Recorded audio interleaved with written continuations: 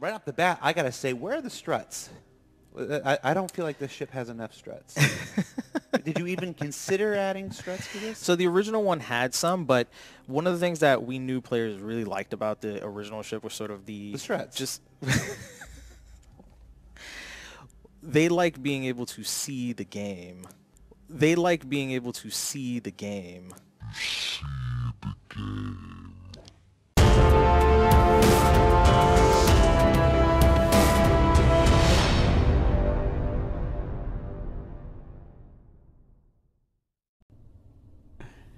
Hey everybody, this is Minion Soldier and this is Ship Updates. And yeah, we're gonna start this video there. We are.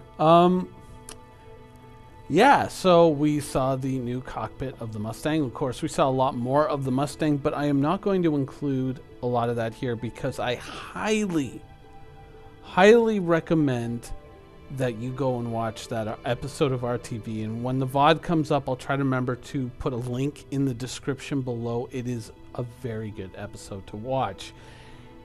You learn a lot of things about how ships were assigned out back in the day, some of the problems that came up with the ships.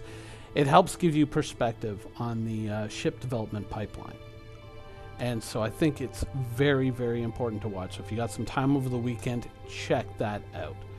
But once again, we kind of come back to this cockpit view thing. And I know, but like in truth, I mean, I almost feel like that was kind of a directed comment because, you know, how many times have I said that? You know, I really would like to be able to see the game, and to see that comment made almost verbatim on RTV was interesting. It was an interesting moment.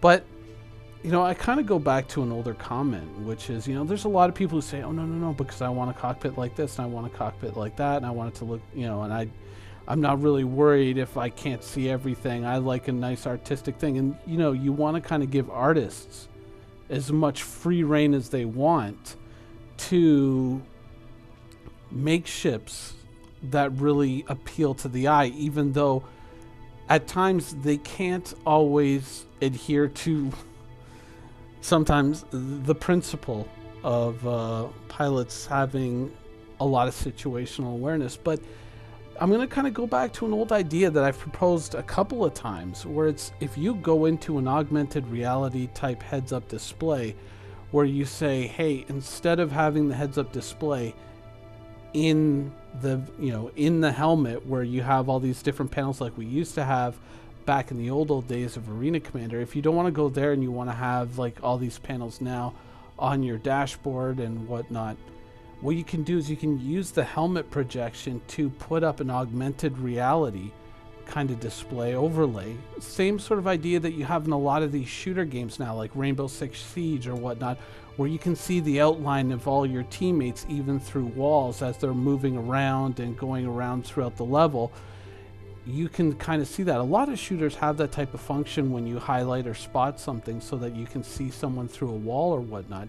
If you incorporate that kind of technology, which is something that clearly already exists in many shooters, and this being based off of a shooter engine, you would think that that kind of functionality would probably partially already be there.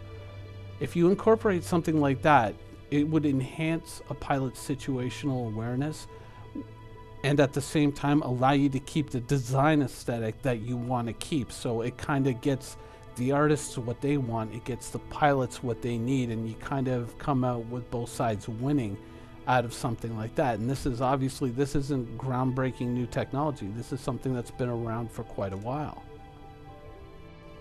Now, one of the ships that could arguably benefit the most out of that sort of system, an augmented reality cockpit display, is the Freelancer. And of course, this week we saw 3 other versions of the Freelancer, which included the Max, the Dur, and the Miss.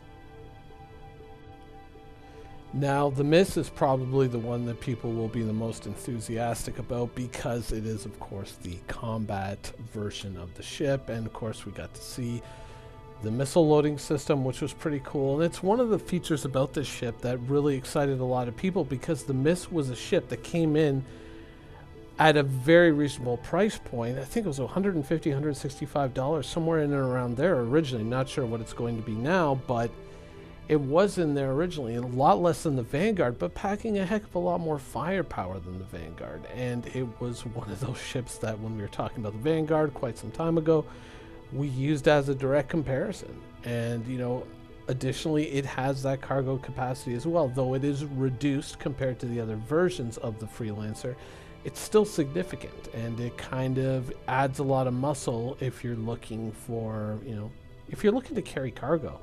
It adds a lot of muscle to the ship and a lot of intimidation factor, which could help you prevent yourself from getting messed with on occasion in the Star Citizen universe. So it's a ship that a lot of people are looking forward to seeing, and now here it is, hopefully going to be in the game very, very soon. Now, we also saw the 890 Jump, a ship that clearly lives up to the luxury yacht, you know, label that it has. And I don't know, I like the interiors of this a lot better than I like the interiors of the 600i. That's of course subjective because it's not so much about functionality when you have your own grotto style hot tub and swimming pool in your ship. But I mean, it's supposed to be a luxury yacht, and it clearly lives up to the role. So I'm sure that the owners of the 890 Jump are going to be very excited to see that ship brought into the game. Hopefully, relatively soon. I believe it's going to be coming out on the... It's going to be in the 3.5 patch. Hopefully, that is when it is scheduled to appear. So, March of next year. So something definitely to be excited about. Though I still kind of would like to see a militarized variant of the 890 Jump. That's something that I would like to see in the future. Who knows? I mean, I've already got the ship built. All you have to do is maybe change around the interiors a little bit, add some weapons, and I think you'd have a hell of a military ship there as well. So something to think about. But apart from that, that's all that we got for you this week. Anyways, I hope you guys enjoyed the show, and thanks for watching.